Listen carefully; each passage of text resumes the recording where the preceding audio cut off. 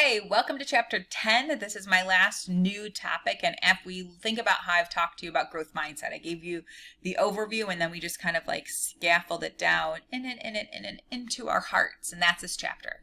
What do you believe? And I'm not saying, do you have a faith? Do you have a religion? Do you practice a particular way of religion? That's not what I'm talking about. I'm talking about what are your core values and beliefs that dictate your life. Here are some of mine.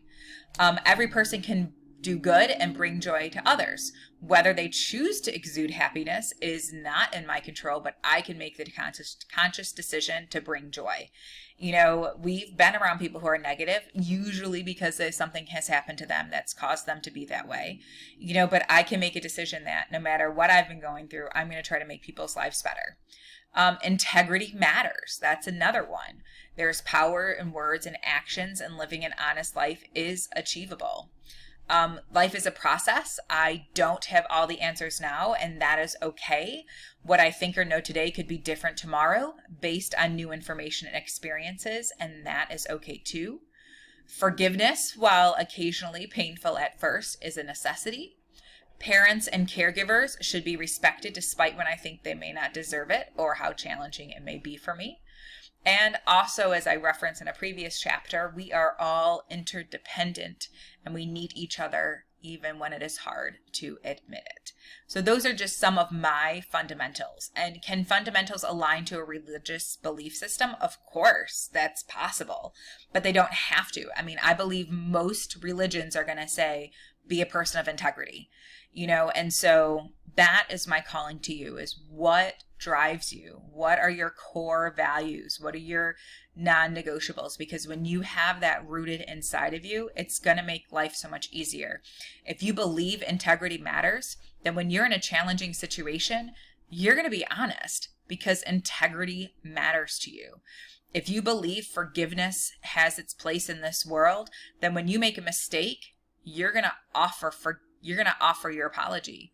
If you have, if someone's made a mistake to you, you're going to accept the forgiveness so everybody can move on. So this is what I want you to think about. Like, what are these core fundamentals and how, because you need that. You need that to help give you the guidance and the direction of your life. All right, I don't want to dive into it any more than that, but this is something I'm passionate about because it has definitely impacted me when I've had difficult situations, are these specific things that align to my character that I've stuck with. And is it perfect? No, definitely not. I'm 42 and I'm still learning and growing, and I have definitely left trauma and difficult moments impacted how I've reacted. I shared with you when I got into the mental health spiral because of the car accident. I didn't lie, but it was very hard for me to forgive the person. It took me a long time to forgive the person. And have I ever seen her again? No. But I allowed that pain to really mess with me. The physical pain from my reaction to the accident and the therapy and everything, but the physical therapy, but also I allowed that emotional piece to hold on because I could not release forgiveness. And so that is something that is just super critical. All right. So that's the end of this chapter. The next chapter, we kind of do a summary of everything, the great beyond, and then you're going to come up with some action plans and steps. All right. See you soon. Bye.